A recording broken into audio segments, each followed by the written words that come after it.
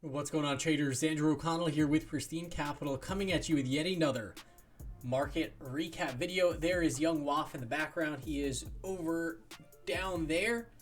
Can you point to him? Yeah, right over there. Boom, there he is. All right, before we jump into this video, risk disclaimer: nothing in this video should be construed as investment advice or recommendations. Please follow your own trading plan, your own risk parameters. Last but certainly not least, do not YOLO your entire account to any one of my trades. Today we're going to talk about the wonky price action. We're going to talk about this big move in ARK.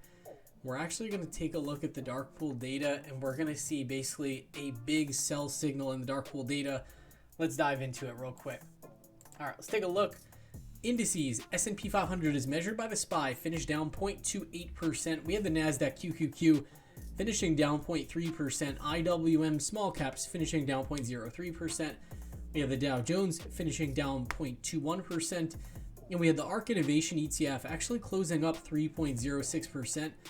Very unusual in the Q4 of 2021 to have the ARK Innovation ETF outperforming. So this was very noteworthy. We take a look at the range for each index. And for anyone that is new, this range is just in terms of today's candle, where did the market or index close? So you can see very poor ranges in these four indices, and then pretty decent for ARK, closing above the halfway point of today's range. Volatility did increase in all four of these headline indices, so that's very noteworthy. And breadth was negative. Breadth was positive early in the day, and then it really just slipped at the end of the session. So yeah, overall I would say it's not like we had huge declines in the indices. It's not like the vol spiked, plus 20% in a day. But yeah, not so great of a day for the headline indices. Finviz heat map, you can see, this breadth really deteriorated throughout the session. And what I noticed, I think the most bearish indicator here is that the semiconductors really just did not hold up well. And I'm going to pull up that SOX Semiconductors ETF chart. You'll see exactly what I mean. Sectors we have, in terms of our momentum leaders, we have consumer staples, healthcare, and real estate at the top of our list. Those are three very conservative sectors. That's not like, oh my gosh, we're about to go gangbusters to the moon. It's really the market saying, hey, there's a good chance we could enter a slowdown or a recession, and we're trying to find safety while remaining invested in equities. The real story for today was we got big bounces in a lot of the laggards throughout 2021. So KWEB was up 8.9%. We had ARKK down up 3.06%. So used to saying down. Emerging markets internet up 4.67%. So yeah, nice moves in all of these laggards. But let's not forget they are laggards. Maybe we get some strong price action for the January effect. But let's just keep in mind, it's just one day of price action. We can't get carried away and think too much of it. Style factors basically all finished in the red other than the size style factor. We had the weakest high beta and growth, pretty weak. International value and momentum. And what's interesting is that these were, early in the day, the strongest style factors. So this really was one of those days where we got the river card in the last 15-30 minutes. And yeah, the script was kind of flipped on any of the late longs that entered the picture. Seasonality, of course, we're getting a choppy market. That's exactly what the seasonality says we should be getting. Let's take a look. I said I wanted to talk about this SOX ETF. Let's take a quick look at the indices before we do that. So S&P 500, is this a huge bearish day? No, not at all. We're really just in a little consolidation range after a nice run. We're pulling into this 5-day EMA. See, pullbacks to the 5-day EMA, so normal. Pullbacks to the 20-day are normal. And every time, we get the pullbacks to the 20-day or even undercut it, it seems like the world's ending. Then once we get above it, it seems like we can never pull back. So just keep in mind, yeah, this 20-day simple moving average is down here at 46.71. NASDAQ, another red candle, and we closed right at support. So we closed right at this monthly value area high. And I would say this breakout, it's on the verge of a failure. Doesn't mean it has to fail. This could be the perfect spot for it to springboard higher. But yeah, we don't want to see, on Friday, this thing just spill into value. Let's see the Russell 2000. Russell 2000, not bad. Just put in another doji candle, but it just cannot close above that 200-day simple moving average. So you can't really get too excited about this index either. And then let's take a look at our Dow Jones. Dow Jones finished, yeah, another kind of like failed move. And this one again closed right on support. So this is definitely a market that's sort of on the cusp. But keep in mind, we had some really nice days of price action. So can't really complain. I don't mean to be like, oh, the sky's falling. We pulled into the, not even the 5-day EMA yet. What I found noteworthy is the big market leader, the semiconductors. I don't like this action here. So semiconductors, they've been leading the entire year. Everyone knows, everyone and their mother knows about the semiconductor shortage that we've been going through. And this group has been bid up on that narrative. And it's not just a narrative, it's real. But really bid up on that story, that narrative for the entire year. Look at this. This is, really from the March 2020 crash. This thing's been basically a straight line higher. And this last breakout, we got a huge big week in the semis, consolidated for a while. And this is looking just like a failed breakout to me. And what I noticed about this final leg of the semis move is it's all the laggards that are moving higher. So it's not like Nvidia, the best stock in the group, is leading us higher. Nvidia looks kind of weak here, like it's gonna roll over. It's these other like little laggard companies that are leading. Not necessarily little ones, but it's like, these other ones, they really weren't participating as much. Like AVGO, nice move to the upside. Micron actually cut out of this today. Micron still in a nice pattern though. Yeah, it's really a lot of just laggards that are leading the market. Slab, this one looking pretty good here on this chart. Yeah, this one, same sort of candle that it's putting in. So yeah, if the semis get weak, it's going to be tough for the market to really make a big advance. But let's talk about some of these other groups. So KWeb, this had a very nice bounce. This was a classic January effect play. I was long some Alibaba calls from yesterday, if you watch yesterday's recap video, and those did very nicely today. So Alibaba of 9.72%, really nice move, closed above the 20-day moving average. That was huge. And some of these other names, doing very well also. So yeah, a big day for the laggards. Let's take a look at the ARK Innovation ETF. And what's noteworthy about ARK is that, yeah, we closed just a smidge above the 20-day simple moving average. So it's going to be interesting to see in the beginning of the year if we get that January effect where some of these fund managers buy back into ARK, if we can get a nice lift out of this consolidation area. So let's take a quick look. We'll check out some of my trades for today. Let's pull those up. Shoot. All right, there we go. Let's pull these up. Where are they? So yeah, right over here, Alibaba. I time this every once in a while. You put on a trade, and it just gets timed perfectly. So Alibaba, this was my trade. Got timed perfectly. Whatever. I saw for this trade, there was just a bunch of unusual options activity coming in, and it was coming in multiple days in a row, repeat activity. So I was like, hey, we have the January effect. Now I'm seeing repeat activity. Let me put a position on in Alibaba. So thankfully put that on yesterday, and I closed out a third of it for $10.60. I'd paid $5.80, so almost a 100% return. Facebook, this was something I put on a small trade. This is a 1-star trade for me. For anyone that is new, 1 star is a starter position, 2 stars average size trade, 3 stars for me is a core position. And yeah, this Facebook put on a little starter. This one did not work though. So take a look. Alibaba worked beautifully. This one looked very good. And Facebook, it just didn't exactly do what I wanted it to do. So with Facebook, I got long on this candle right here. I forget if it was this one or this one. But this, and this is crucial. So this will really impact your trading. So day one doesn't really go your way, but you go, hey, it's all good. Day two, it actually slips inside of value.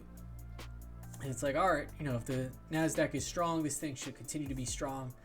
today was kind of the final day where I said, you know what, I'm going to cut it, because put in a green candle, closed green, but just couldn't make it above the monthly value area high. Granted, this thing, it could just rip to the upside for all I know, maybe tomorrow. But in my experience, when you find that the stock just can't hold the technical level, a lot of times it'll dance around it for a couple of days, and then you get the break. And considering we have this 20-day simple moving average all the way down here, so you know it's just not worth it. So I cut off my starter in Facebook, and then Alibaba closed out more of this for $14.12. I had paid $5.80. So this was, just really worked out, pretty well. And that's another thing I'm working on for 2022. I put this trade on yesterday. If in one day I have like a 140% return, which is what Alibaba ended up being, it's a nice 2-star trade for me. I have to take some targets. I can't pass up 140% in a day. That would be pretty silly. And then if this thing keeps running, that's great. I still have half of it on. Yeah, that one, it just worked out. Now, let's see. Common stock. I got long some Kroger common shares. And you can see rationale here. Consumer defensive names are really hot. This is the group to be in. Chart looks great. They pay a 1.88% dividend yield. And they just announced $1 billion reauthorization of their buyback. It also has a pretty low correlation with the S&P 500. So this one, to me, it's just like, this is what I need in my portfolio. Because my portfolio has a lot of growth stocks and high flyers in it. So Kroger, take a look at this. The correlation with the SPX, it's actually slightly negative. So it's pretty cool. And Kroger, like I said, they announced that buyback authorization. Now we're above this 20-day simple moving average. To me, this is just checking all those boxes. And if you look at the weekly chart, it's starting to work its way higher here. It's almost just like a good place to store some cash. So I made this a core position. So we have Kroger. Then I added ZH at 11.15. This is a Chinese equity, and it got upgraded by Jefferies. And what I noticed was the price target Jefferies put on it this morning was like $10.30. So I was like, they're basically targeting like a double in this stock. If these Chinese names catch a bid, then ZH could just be like a great alpha long. And ZH, nice performance. They finished up 11.15%. And this new monthly value where it's going to be lit up in 2 days, it's going to be inside of value. Nice volume on that move as well. So yeah, liking that ZH. And then into the close, I closed out my Micron.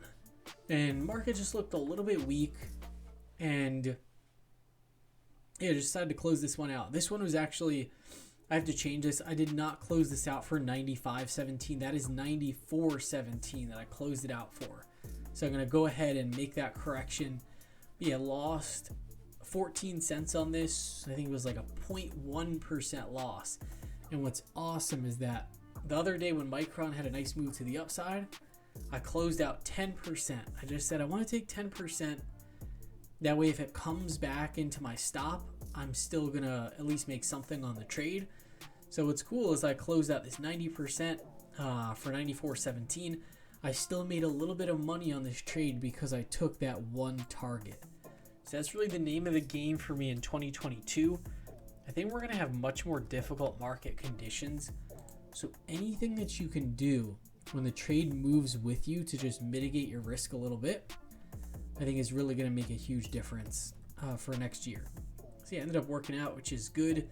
Let's take a quick look at our options order flow. Oh, and let's actually, instead of doing that,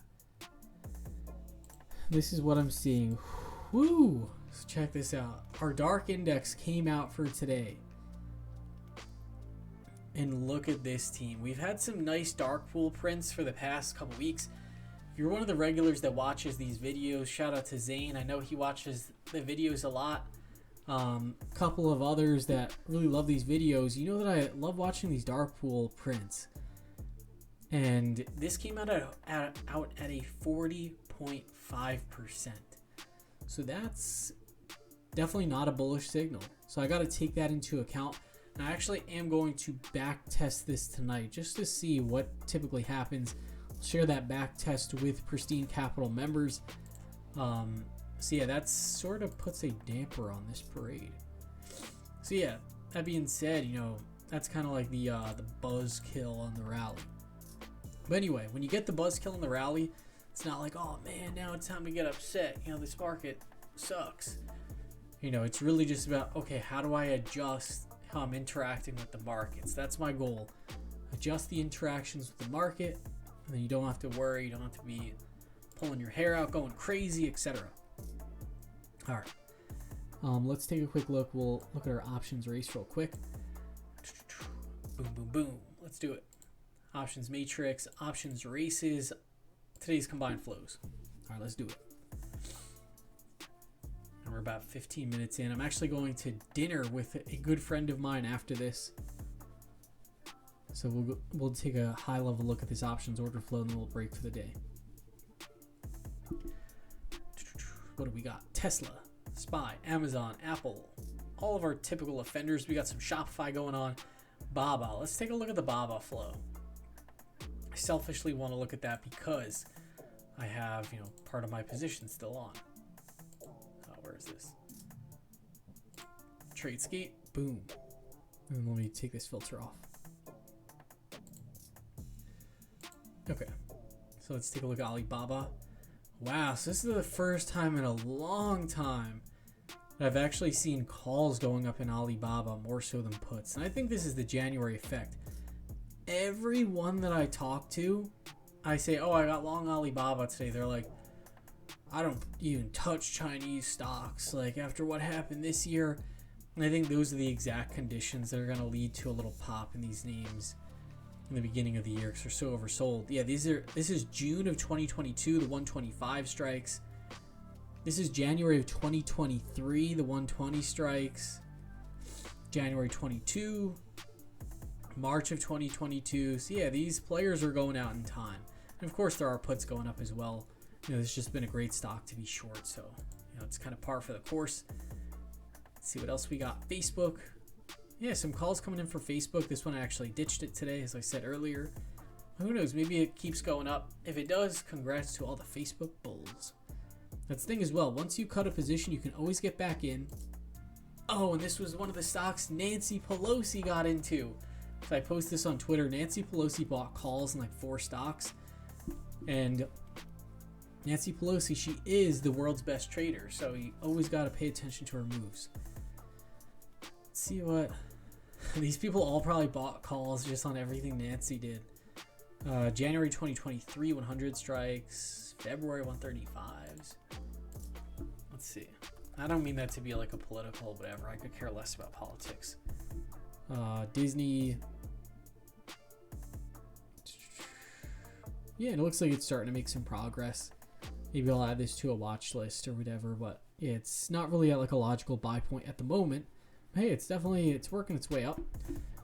With that being said, that about does it for this market recap video. Definitely going to back test that dark index, and I will share it with members. If you would like to become a member, check out the holiday sale that we are running till mid-January, especially if you just want to work on your trading into 2022 and you're like, you know what, I'm done with this nonsense of just like YOLOing my money, gambling. You know, if you're just done with all that, join the group. We all have a growth mindset. We all want to get better, including myself. And yeah, invest in yourself. All right, that being said, have a great night, everyone. I'll see you all tomorrow.